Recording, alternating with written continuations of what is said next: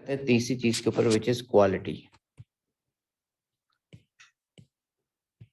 We also call it, this is timber.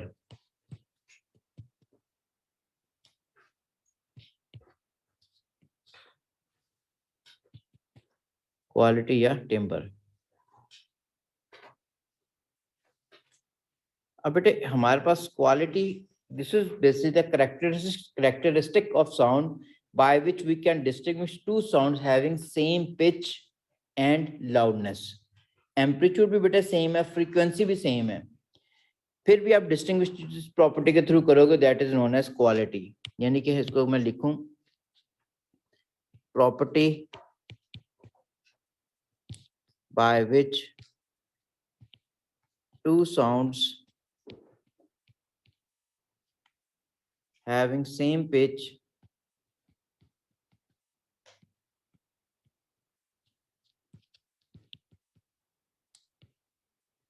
and loudness can be distinguished.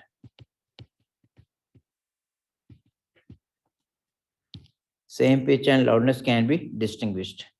अच्छा, अब pitch same है, इसका frequency same है, loudness भी सेम है, इसका एम्पलीट्यूड भी सेम है.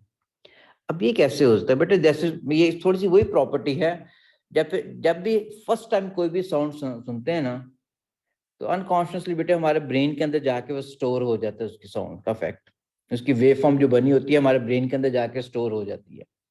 नेक्स्ट टाइम वो साउंड सुनते हैं तो आप रिकॉग्नाइज कर लेते हैं कि किसकी साउंड, या फोन पे किसी की साउंड अगर सुनते हैं तो आप रिकॉग्नाइज करते हैं ये बंदा बोल रहा है. या कोई ऑर्केस्ट्रा प्ले हो रहा है तो उसमें आप बता सकते हैं उसमें कौन कौन से म्यूजिकल इंस्ट्रूमेंट यूज हो रहे हैं, पियानो यूज हुआ, गिटार यूज हुआ, वायलिन यूज हुआ, फ्लूट यूज हुई, तबला यूज हुआ है, बला. ये जो इसका मतलब पहले तबले की साउंड भी आपने सुनी होती है, फ्लूट की भी सुनी होती है, पियानो की भी सुनी होती है. सारे अगर सेम एम्पलीट्यूड से वाइब्रेट करें, सेम फ्रीक्वेंसी, फिर भी आप डिस्टिंग्विश कर लेते हो कि ये तबला इसमें यूज हुआ है, ये इसमें गिटार ये यूज हुआ है. ठीक है ना? तो ये जो प्रॉपर्टी होती है जिसके थ्रू आप डिस्टिंग्विश कर लोगे कौन सा म्यूजिकल इंस्ट्रूमेंट प्ले हो रहा है इस टाइम, उसको आप कह रहे हो कौन सा वोकलिस्ट इस टाइम ये गाना गा रहा है, तो बेटे वो आप जिस क्वालिटी के थ्रू करोगे, जिस प्रॉपर्टी के थ्रू करोगे, उसको आप टेम्पर या क्वालिटी कह रहे होते हो. तो क्वालिटी की डिपेंडेंस किस पे होगी? इसकी डिपेंडेंस किस पे है? It depends upon wave form. ठीक है ना बेटे, ये वेव फॉर्म पे डिपेंडेंट है. वेव फॉर्म का वर्ड, वेव फॉर्म को इन अदर वर्ड हम ये भी कहते हैं, ये चीज है, चीज यही है बेटे, वेव फॉर्म कह लें, इसको हम इस तरह भी कहते हैं, fundamental frequency and other frequencies. Fundamental frequency and other frequencies paper में आया होता है, कैम्ब्रिज में आया में, एंड हार्मोनिक्स कह लो चाहे. अच्छा, अब फंडामेंटल किसको कहते हैं? जो बेसिक चीज होती है. फ्रीक्वेंसी यानी उससे कम फ्रीक्वेंसी उस चीज की हो ही नहीं सकती. जैसे ए की साउंड जो है, ठीक है, हमारे पास उसकी फंडामेंटल फ्रीक्वेंसी है, जिससे आप बोलते हो ए बोलते हो, आ बोलते हो, ब्ला ब्ला. ठीक है, बी के साउंड को आप बेसिकली वो fundamental frequency, it means we are having 26 fundamental frequencies in English. उनको मल्टीप्लाई करके जो वर्ड्स बोलते हो उसको हम हार्मोनिक्स या ओवरटोन्स कहेंगे. ये जो सुर होते हैं बेटे गाने के, म्यूजिक के, वो जो सारे गामा पादा निसा री, ठीक है, all these are the fundamental frequencies. इन्हीं को मल्टीप्लाई करके जो साउंड का इफेक्ट आता है उसे हम कह रहे होते हैं हार्मोनिक्स है. तो इसका मतलब है एक जब भी साउंड आप गिटार की प्लग करते हो साइड पे, जो उससे जो साउंड प्रोड्यूस होती है फंडामेंटल फ्रीक्वेंसी होती है उसकी. लेकिन जब गिटार को प्ले कर रहे होते हो दूसरे एंड से आप हाथ से आप कई जगह पे फिक्स करते हो उसकी स्ट्रिंग को, ठीक है, तो उससे क्या होता है, साउंड के इफेक्ट ज्यादा होता जा रहा होता है, आप बेसिकली हार्मोनिक इंक्रीज कर रहे होते हो. ठीक है, तो ये किस पे डिपेंडेंट है? ये सारी चीजें डिपेंडेंट वेव फॉर्म पे ही होती हैं. अब मैंने आपको बताया कि फर्स्ट टाइम कोई भी साउंड सुनोगे तो आपको ऑटोमेटिकली आपके अंदर ब्रेन के अंदर जाके वो साउंड का इफेक्ट स्टोर हो जाता है, वो वेव फॉर्म बन जाती है. नेक्स्ट टाइम आप कोई साउंड सुनते हो तो ऑलरेडी जो स्टोर्ड साउंड होती है ब्रेन के अंदर, ब्रेन उसको कंपेयर करता है with the new receive sound. अगर वो रिकॉग्नाइज कर लेता है कि एक जैसी वेव फॉर्म बनी, तो आपको आप एबल होते हो कि बताने के लिए कि कौन सा म्यूजिकल इंस्ट्रूमेंट प्ले हो रहा है. ठीक है, यानी कि अगर मैं देखूं यहाँ पे, सपोज बेटा इफ दिस इज,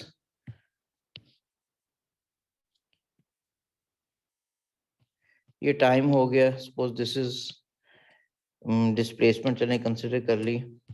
अब ये एक इफेक्ट है ये वाला, ये सपोज पियानो के अंदर प्ले हो रही है नोट, पियानो की नोट है। अब ऐसे एक और इफेक्ट अगर मैं कंसिडर करूं, ये वाला है। अब एम्पलीट्यूड सॉरी, एम्पलीट्यूड बेटे देखा जाए तो दोनों का एक जैसा बन रहा है, लेकिन वेव फॉर्म थोड़ी सी डिफरेंट है। पिच भी सेम है, एम्पलीट्यूड भी सेम है, लेकिन इसकी वेव फॉर्म ऊपर से देखो बिल्कुल स्मूथ है, इसके अंदर ये बनती थी इस तरह, यहाँ पे भी बनती थी, जबकि पहले तो पहली जो मैंने नोट प्ले की शो की हुई थी दैट वाज ऑफ पियानो। रटाने लगाना किसकी है, मैं वैसे बता रहा हूँ, है पियानो की है। और दूसरी समझो वायलिन की है, मेरी अपनी साउंड है, चले ठीक है। तो अब ये दोनों साउंड की जो इफेक्ट आ रहा है बेटे, अब देखो सेम पिच है, सेम टाइम पीरियड आ रहा है ना, और एम्पलीट्यूड भी बेटे जो इसका है वही इसका है, एम्पलीट्यूड भी सेम है, जो इसका वही इसका है, लेकिन दोनों वेव फॉर्म डिफरेंट हैं। तो इसलिए it is dependent upon wave form, और वेव फॉर्म फंडामेंटल फ्रीक्वेंसी हार्मोनिको के ऊपर डिपेंडेंट होती है। ठीक हो गया। अच्छा, अब नॉर्मली हमारे पास बेटे एमसीक्यू वगैरह बना होता है जिसके थ्रू हमने यही चीज निकालनी होती है कि लाउडनेस किस पे डिपेंडेंट है, एम्पलीट्यूड किस पे डिपेंडेंट है। अब मुझे थोड़ा सा एक क्वेश्चन का आंसर बताइएगा, ये जो साउंड प्रोड्यूस हुई है,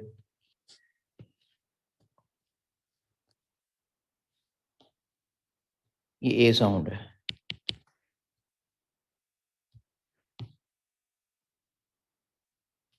this sound is suppose B,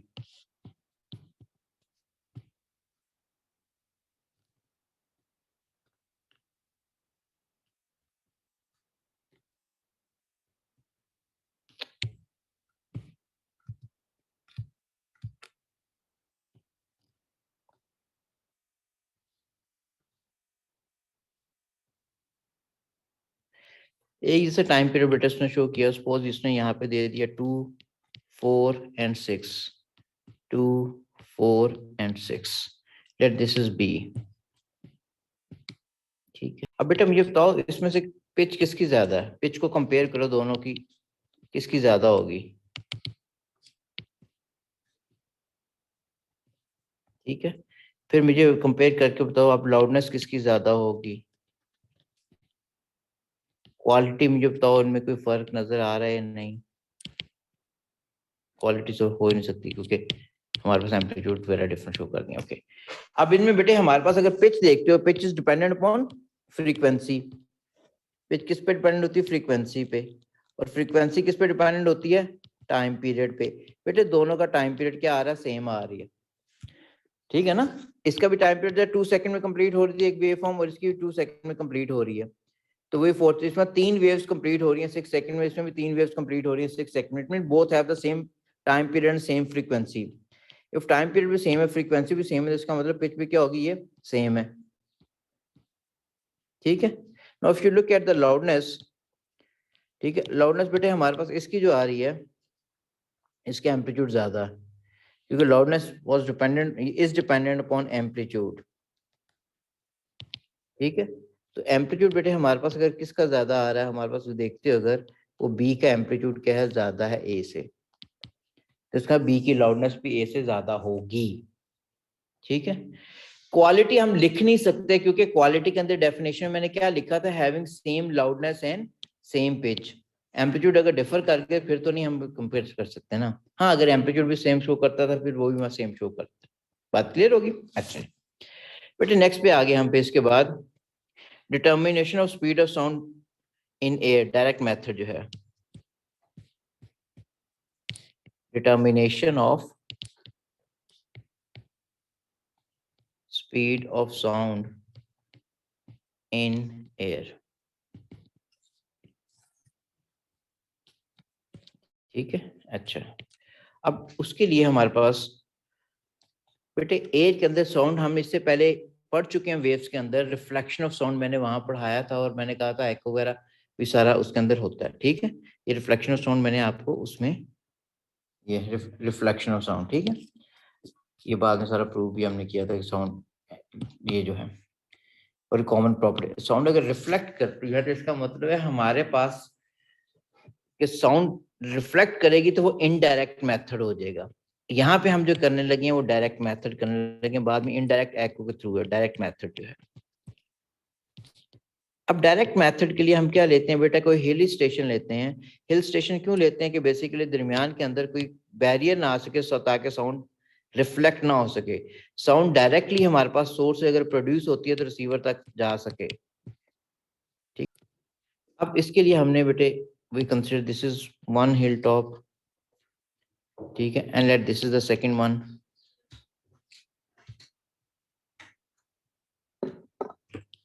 ठीक है, यहाँ पे बेटे एक हमारे पास सपोज ये कैनन है यहाँ पे,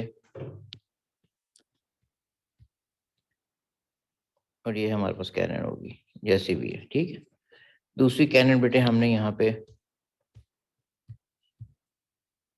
होगी है। ठीक है, दोनों बेटे हाइट इसलिए ली है ताकि हमारे पास साउंड रिफ्लेक्ट ना हो सके। अब यहाँ पे भी एक ऑब्जर्वर है, suppose this is one observer A हो गया, चले इस जगह, यहाँ पे एक दूसरा ऑब्जर्वर है, दिस इज ऑब्जर्वर बी, और हमारे पास दोनों पोजीशंस के इन बिटवीन ये जो डिस्टेंस आ रहा है, we already measured this distance whatsoever is, let K distance for D जो है हमने ऑलरेडी मेजर किया हुआ है, जो भी होगा ये, ठीक है ना, ऑलरेडी मेजर्ड।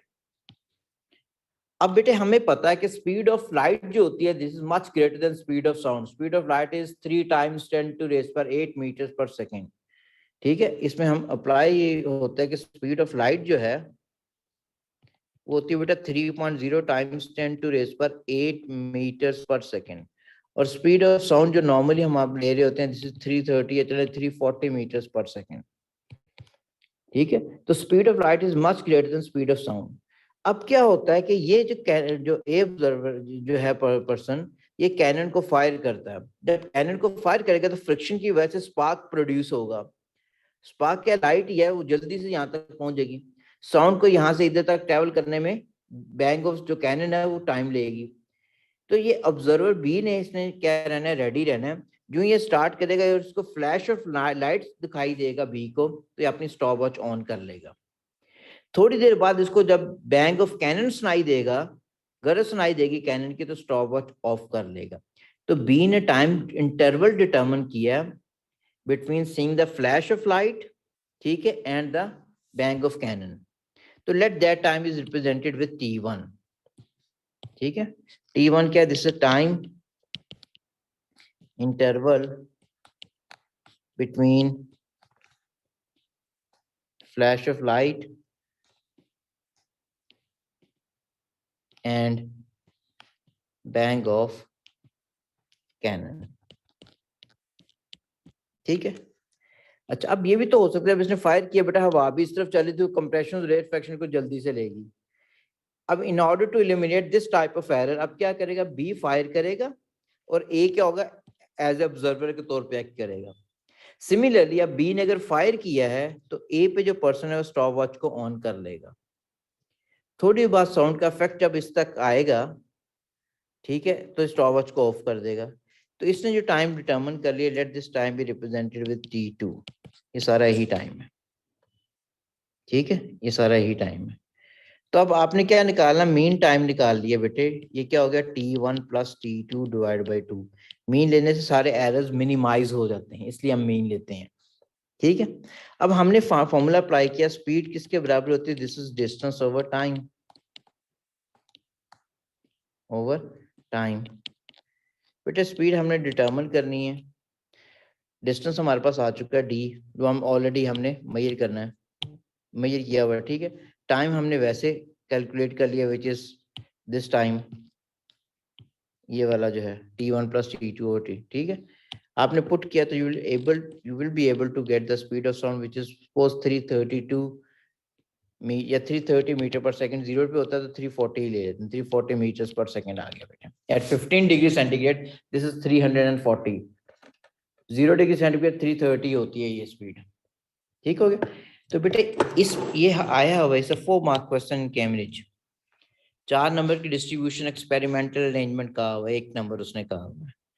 ठीक है, दूसरा आपने बेसिकली T1 का टाइम डिटर्मिन किया, तीसरा एरर को मिनिमाइज करने के, जब पहले इसने किया फिर अब ये करेगा, चौथा क्या इस formula. It's a 4 mark question, came twice in paper, और सेक्शन 2 में आया था पेपर 2 के सेक्शन 2 के अंदर। तो हिली एरिया हमने क्यों लिया कि दरमियान में कोई ऑब्स्टिकल ना आए, क्योंकि साउंड क्या है वो रिफ्लेक्ट हो जाती है। That's why we took hilly area, so that there is no obstacle in between A and B, so that sound and light produced from one cannon can easily be detected from the other side, and it must not be reflected back in the region between these two hills. That's why we took a high place. ठीक है? And in order to reduce the effect of air, because effect of air क्या कर सकता है हमारे पास, compression और air fractions को force apply करता है so that they can move with high speed then.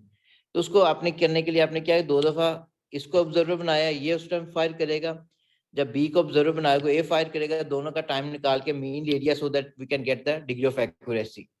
Then we make use of formula speed is equal to distance of time to get the final answer. ठीक हो गया? अच्छा, अब बेटे sound क्योंकि रिफ्लेक्ट होती है तो रिफ्लेक्शन की बेस पे एक और प्रॉपर्टी आती है, दिस इज एको।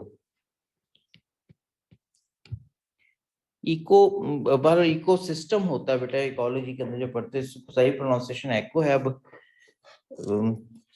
अब हमारे पास एको प्रोड्यूस क्यों होती है? प्रोड्यूस बेटे ये हमारे पास साउंड रिफ्लेक्ट होके आती है, ठीक है? इसका मेनली प्रिंसिपल क्या है? क्योंकि साउंड रिफ्लेक्ट ना हो तो मिले भी ना हमें। इसका मेन प्रिंसिपल ही क्या है? हमारे पास रिफ्लेक्शन ऑफ साउंड है, reflection of sound. Sound reflect होती है, ठीक है? अब कैसे रिफ्लेक्ट होती है हमारे पास बेटे? ये सपोज दिस इक्लिफ एरिया, एक वर्टिकल वॉल कंसीडर कर ये। अब बेटे यहाँ पे हमारे पास सपोज एक सोर्स है, साउंड प्रोड्यूस करता है, ये सोर्स है, सपोज बंदा ही है। सपोज इफ ही स्पीक्स अल्लाह, ठीक है? अल्लाह बोलता है बेटा एक दफा। अब अल्लाह का इफेक्ट सपोज उसने यहाँ से बोला है, उसके ये कान है, उसके डायरेक्ट साउंड का इफेक्ट आ जाएगा उसके कानों तक एक दफा। अब साउंड अल्लाह बोला था, अल्लाह डेफिनेटली बेटा वो तो साउंड हर तरफ प्रोपेगेट करती है ना, हर तरफ स्प्रेड आउट होती है।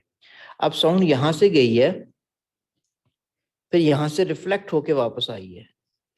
ये साउंड गई है, रिफ्लेक्ट हुई, it will take more time. जो डायरेक्टली साउंड सुननी थी उसने, एक साउंड तो डायरेक्टली उसने बोला तो डायरेक्टली उसके कानों ने सुन ली अपनी आवाज ही। दूसरी साउंड गई है और वापस आई है, जो टाइम लेगी हमारे पास, ये टाइम ग्रेटर होगा फर्स्ट साउंड से, ठीक है? अब फर्स्ट साउंड जो उसने डायरेक्ट सुनी थी, डायरेक्ट साउंड जो रिसीव किया उसने, उसका इफेक्ट जो हमारे ईयर ड्रम तक आता है वो होता है 0.1 सेकंड तक।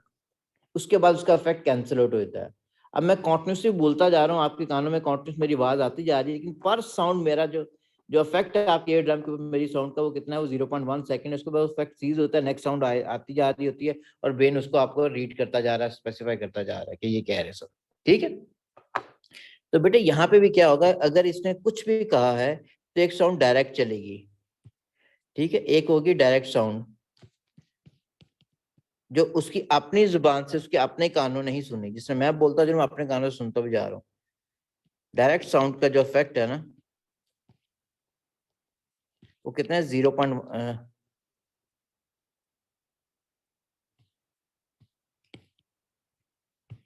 received persist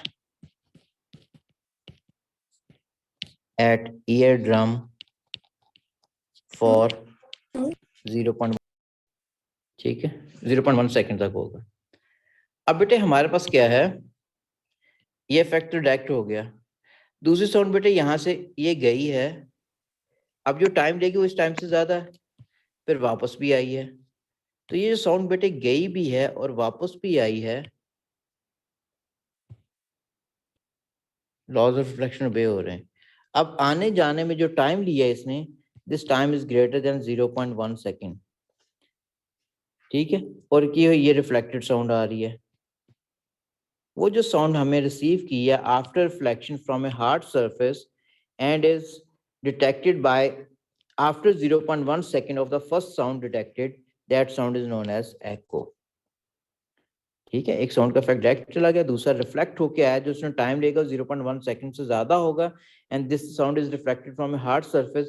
ये जो दोबारा ये वाली साउंड रिसीव कर रहे हैं, इसको आप एको कह रहे होते हो, ठीक है? इसको बेटे आप एको कह रहे होते हो, ठीक हो गया? अब हमारे पास what should be the minimum distance between the sounding body and the reflected body in order to observe a audible echo? तो ये डिस्टेंस मैंने निकालना है, व्हाट इट विल बी, कि कितना बनता है। अच्छा, अब बेटे हमारे पास स्पीड का फॉर्मूला क्या होता है, speed is equal to distance over time, distance over time. अब क्योंकि मैंने डिस्टेंस निकालना है तो डिस्टेंस किसके बराबर होगा, speed multiply by time, speed हो गया multiply by time. Distance let I took D, speed कितनी होगी बेटे, हमारे पास स्पीड ऑफ साउंड होती है different temperature, this is different but at 15 degree centigrade it increases to 340। इसको रट्टा नहीं लगाना, हमें गिवन होगा। टाइम क्या होगा बेटा, this time is greater than 0.1 second, तो मैं लिख रहा हूँ greater than even equal to 0.1 second लिख लिया मैंने, नहीं सॉरी ग्रेटर देन नहीं होता, तो ग्रेटर देन 0.1 सेकेंड। अच्छा बेटे अब क्या है, ये इक्वालिटी, सॉरी ये इक्वालिटी है, ये इनइक्वालिटी है, तो इसको फर्दर करते तो डी किसके बराबर होगा, greater than equal to 34, 340 multiply 0.1 करोगे 34 आएगा, 34 metre. So it means in order to receive an audible echo, ठीक है, the distance between the sounding body and the reflected body from where the sound reflects, it should be 34 centimeter, 34 meter, नहीं गलत हो गया, 34 metre नहीं होगा। अब ये हमारे पास साउंड क्या है, ये तो बेटे जो साउंड डिस्टेंस दी है ये लिया ना, लेकिन साउंड तो गई भी है बेटे, वापस भी आई है, that's why it took time greater than 0.1 second. तो आने और जाने का जो टोटल टाइम है वो हमने लिखा 0.1 सेकंड से ग्रेटर है, तो आने जाने का डिस्टेंस भी क्या होगा, फिर इसको 2 से मल्टीप्लाई करोगे, ये हो गया। बात क्लियर होगी ना, साउंड ने जाना भी बेटे, वापस भी आना है। अब if you make D as subject, this is 34 divide by 2, तो दिस further becomes d is greater than equal to 17 metre. तो ऑडिबल echo सुनने के लिए 17 metre should be the minimum distance. बात क्लियर होगी, ठीक है। अच्छा अब बेटे इस पे क्वेश्चंस बन सकते हैं, बने भी होते हैं, ठीक है, कि हमारे पास क्या क्या है कि echo के लिए आप क्या क्या कंसिडर कर रहे हो डिफरेंट, और हमें न्यूमेरिकल इसमें से बना भी करता है, क्या ये नहीं बनेगा तो न्यूमेरिकल बेटे चांसेस भी होते हैं न्यूमेरिकल बनने के, इसके अंदर तो न्यूमेरिकल कर ही रहे हैं। ये बेटे वर्टिकल वॉल ही कंसिडर की हुई है, यहाँ पे एक बच्चा और यहाँ पे है इसकी चलिए इसकी मदर है, पास पेपर के उसने बॉय एंड गर्ल लिखा होता, मैंने बॉय एंड मदर लिख दिया। अब बेटे सपोज अगर इस बच्चे ने कोई भी साउंड प्रोड्यूस किया, अल्लाह बोला इसने, ठीक है, अल्लाह का इफेक्ट एक तो डायरेक्ट इसकी मदर तक चला गया, लेट इट कितने टाइम के बाद गया है वो, बार 0.2 सेकंड के बाद डायरेक्ट चला गया साउंड का। दूसरी साउंड बेटे यहाँ से इधर गई है, ठीक है, इधर जाने के बाद वो रिफ्लेक्ट हुई है,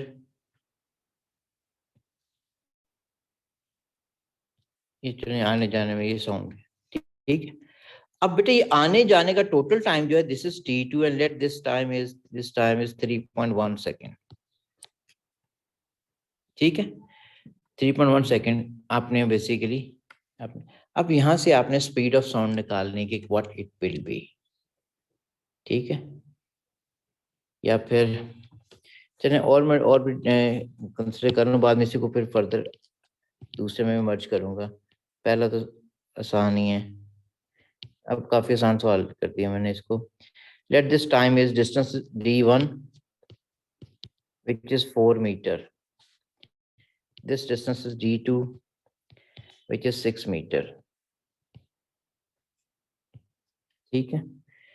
अब यहाँ से बेटे आपने जो चीज़ निकालनी है कि, या फिर ये टाइम भी रहने दो यार, जल्दी से हो, तो इसका मतलब है कि क्वेश्चन काफ़ी इजी हो गया था, इसलिए मैं चेंज किया बेटे इसको। Let this time is t2 and this time is t1।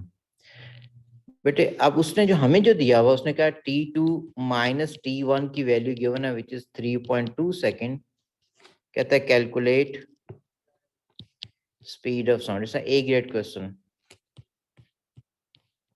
ठीक है। Let me tell you once more time, बेटा this is a boy who produces one sound, this sound is directly goes to his mother, ठीक है, after time interval of t1, ठीक है। second sound which is reflected from this vertical wall and reaches his mother after time interval of t2. The time interval between two sound received by the mother of his son, of her son, ठीक है, this is 3.2 second.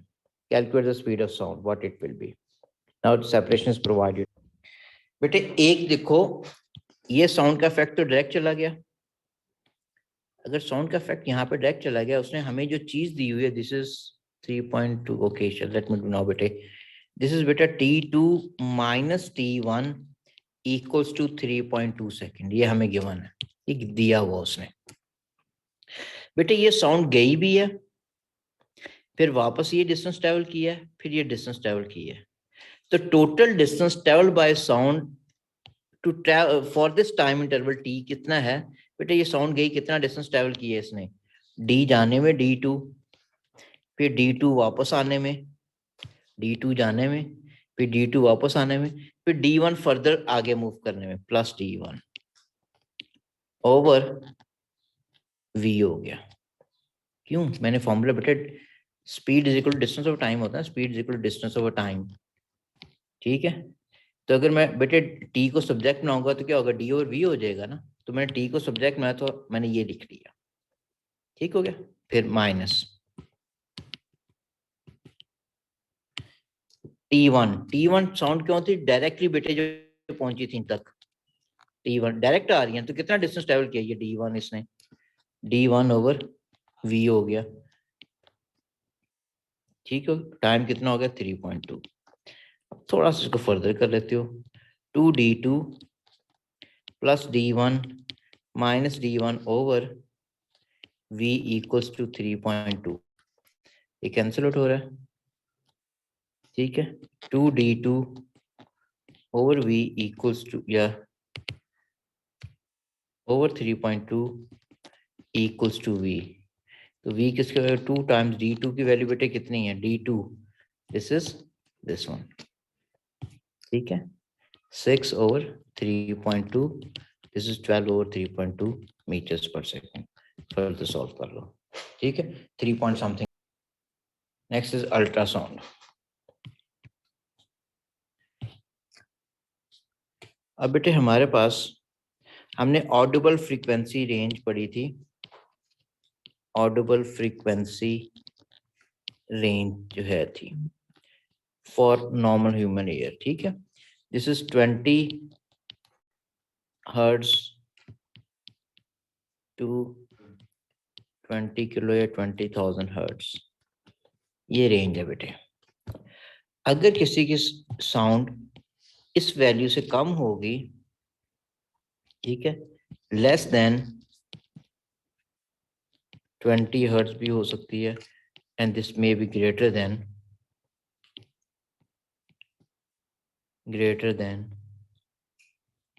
20 kilo या 20,000 hertz होगी.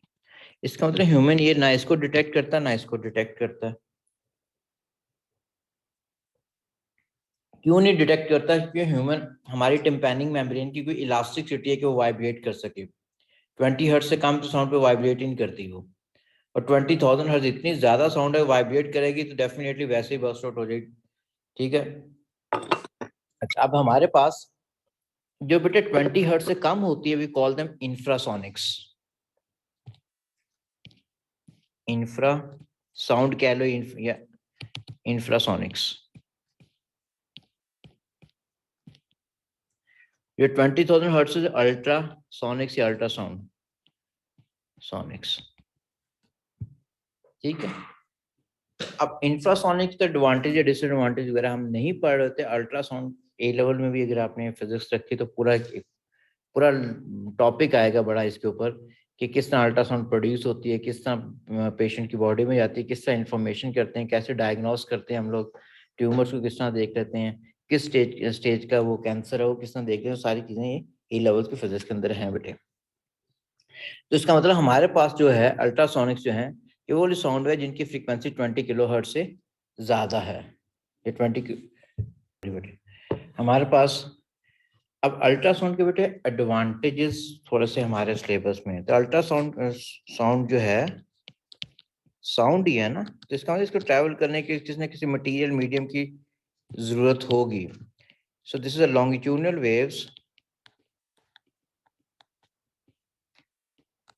having frequency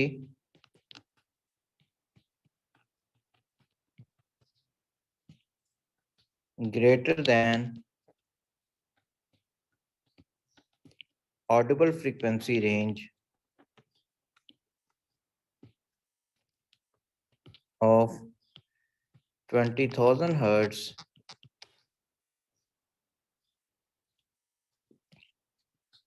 are ultrasonics। ठीक है।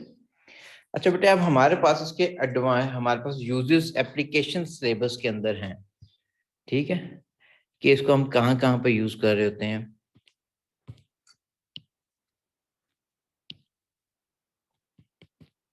ठीक है, अब इसके यूजेस जो है प्री नेटल स्कैनिंग के अंदर यूज होते हैं। जैसे उसने ये लर्निंग आउटकम की हुई है, यूजेस ऑफ ये वाले।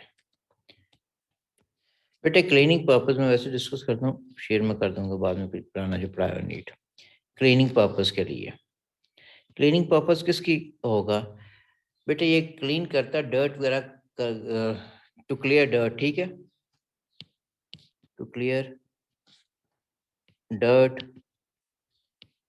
या डस्ट वगैरह जो किसी चीज पे आ गई है, ये हल्की से अगर कोई ना आ गई तो उससे भी हमारे पास ये भी, वो भी इससे उतर जाती है। ठीक है, होता क्या है बेसिकली, ये कहाँ पे यूज करते हैं इसको? ये यूज करते हैं सर्जिकल इंस्ट्रूमेंट्स के, सॉरी सॉरी बिल्कुल गलत हो गया, ज्वेलरी के अंदर बेटे। मदरबोर्ड जो होते हैं हमारे पास, इलेक्ट्रॉनिक मदरबोर्ड नहीं होते आपके पास, कार्ड्स हैं, कार्ड्स हो गए, आईसीज हो गए, उसके इन बिटवीन अगर हमारे पास उसकी आईसी इंटीग्रेटेड सर्किट जो आईसी होता है उसके लेग्स के ऊपर अगर कोई डर्ट आ जाए, तो जिसकी वजह से मे भी सिग्नल ठीक ना जाए, तो उसके ऊपर हम क्या करते हैं, अल्ट्रासाउंड फेंकते हैं।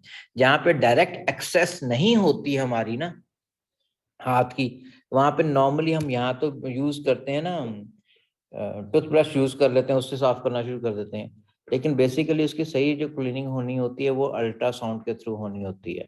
अब अल्ट्रासाउंड क्या होती है? कंप्रेशन और रेयरफेक्शन ही होती हैं। जब कंप्रेशन और रेयरफेक्शन जाकर हिट करते हैं कई दफा एक पार्टिकल को, तो पार्टिकल वाइब्रेट करता है। अगर डर्ट का पार्टिकल वाइब्रेट करना शुरू हो गया, बाद में हल्का सा ब्लो करोगे वहां पे, तो डर्ट वहां से निकल जाएगी। ठीक है, तो ये इस काम के लिए यूज कर रहे होते हो। इससे बाकी क्या कपड़े शपड़े नहीं धुलने इससे। ठीक है ना, इसमें कोई सर्जिकल इंस्ट्रूमेंट वैसे स्टरलाइज नहीं हो रहा, सिर्फ क्लीनिंग होगी उसकी, स्टरलाइजेशन नहीं है बेटे इसके अंदर। ठीक है, सिर्फ क्लीनिंग होनी है।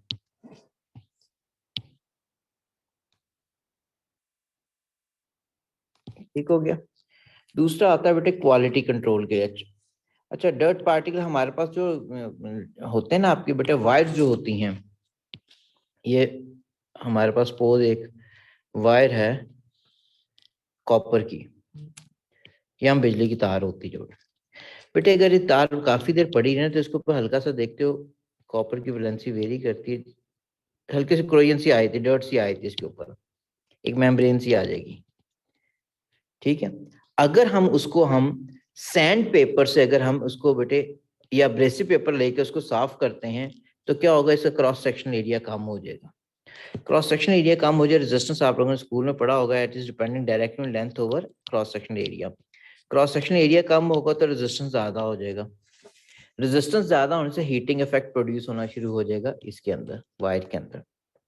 अब हीटिंग इफेक्ट प्रोड्यूस ना हो अगर, ठीक है, तो उसके लिए कभी भी हम इसके अब्रेसिव पेपर से साफ नहीं करते, क्योंकि अब्रेसिव पेपर ऊपर से एक लेयर ही उतार देता है जो एनेबलिंग की होती है कॉपर की। तो उसके लिए भी हम क्या करते हैं, हम इस पर अल्ट्रासाउंड फेंकते हैं।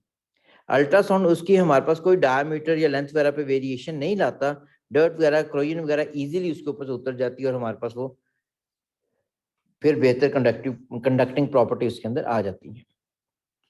क्वालिटी कंट्रोल के अंदर, क्वालिटी कंट्रोल का मतलब अब थिकनेस गेज करने के लिए यूज होता ही है किसी भी मटेरियल की, शीट्स की, हल्की सी वायर्स अगर आपने बनाई है तो वायर के ऊपर जो इंसुलेशन होती है उसकी, पेपर की जो हमारे पास है उसकी थिकनेस, ठीक है, टू डिटेक्ट थिकनेस या टू गेज कह लो,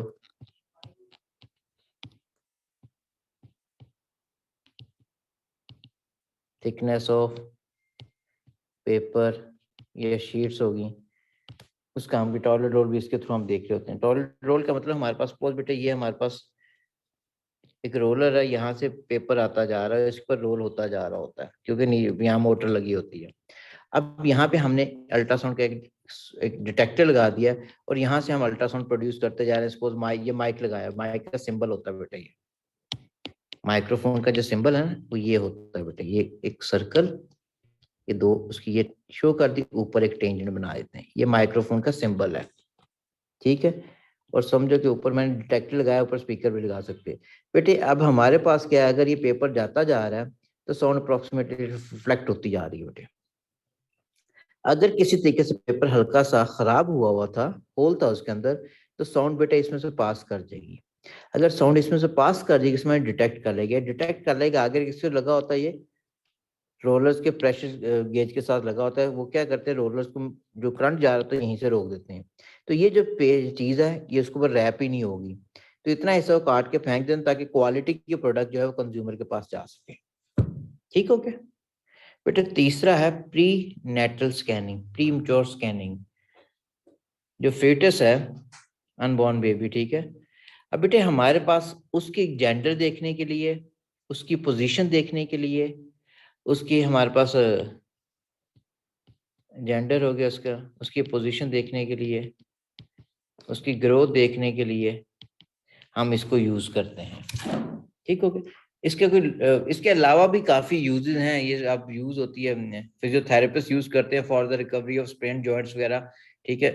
तो ये सारे उसके अंदर हैं ताकि, लेकिन हमारे सिलेबस में जो चीज है सिर्फ वही है। अब पेपर 2 के अगर देखा जाए तो शायद एक दफा बेटे क्वेश्चन आया हुआ है इसके ऊपर, ठीक है, लेकिन उसके बाद जो पेपर 1 के अंदर ना यूजेस पे क्वेश्चन आने के चांसेस होते हैं, इसके आए भी हुए हैं, ठीक है।